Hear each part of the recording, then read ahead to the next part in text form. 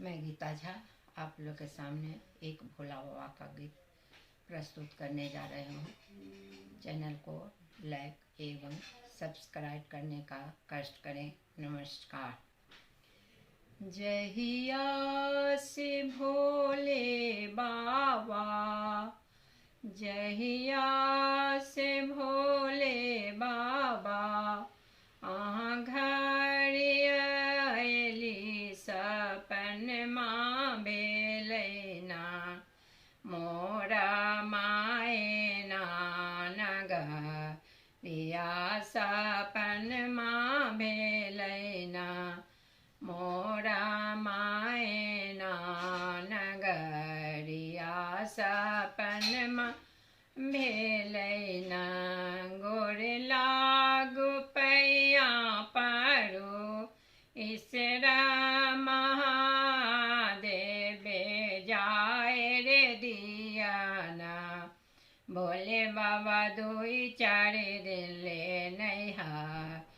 बासे जाए रे दियाना भोले बाबा दुई चार दिन ले नैहार बास जाए रे दियाना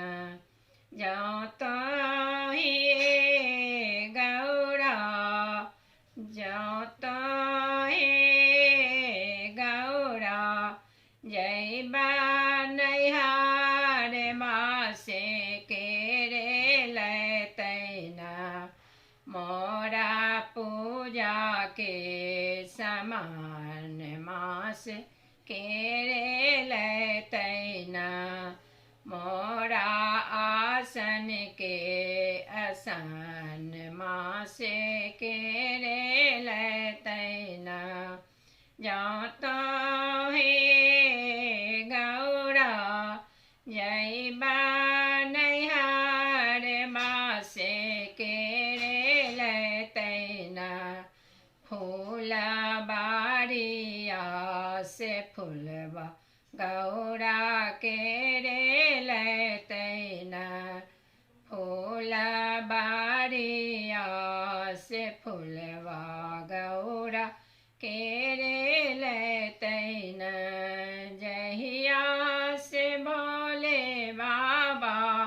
घर आयली सपन माँ भेलैना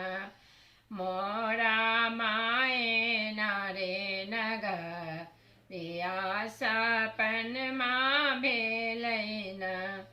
मोरा मायना रे नगरिया सपन माँ भेलैना गोर लागु पैया परो भोले भंडारी से जाए रे दियाना भोले दुई चार दिन ले नैहार देवा से जाए रे दियाना भोले बाबा दुई चार दिन ले नैहार वास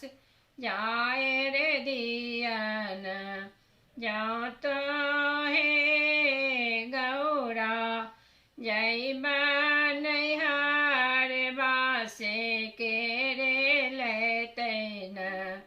तीना धारी बेल पतिया से के रे लैतैना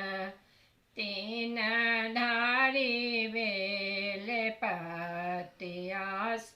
के रे लैतैना जो तो हे गौरा जय बा नैहार बासे के रे पिसतैना मोरा भांगिया रे धथू रे बासे के रे पिसतैना मोरा भांगिया रे धथूर बास के रे पिसतैना भोले बाबा दुई चार दिन ले नैहार बास जाए रे दियाना भोले बाबा दुई चार दिन ले नैहार बास जाए रे दियाना।